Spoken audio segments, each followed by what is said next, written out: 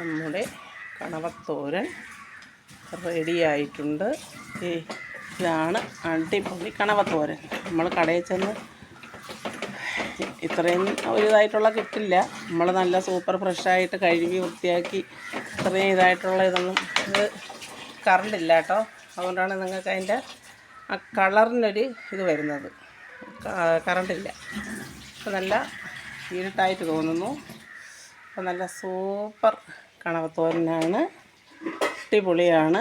ഞാൻ വെച്ചതുപോലെ നിങ്ങളൊന്ന് വെച്ച് നോക്കിയിട്ട് എന്നെ കമൻറ്റിലൂടെ അറിയിക്കാൻ മറക്കരുത്.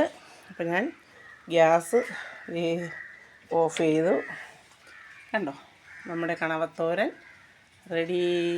അപ്പോൾ എൻ്റെ കണവത്തോരൻ്റെ വീഡിയോ നിങ്ങൾക്ക് ഇഷ്ടപ്പെട്ടുവെങ്കിൽ ലൈക്ക് ചെയ്യാൻ മറക്കരുത്, ഷെയർ ചെയ്യാൻ മറക്കരുത്.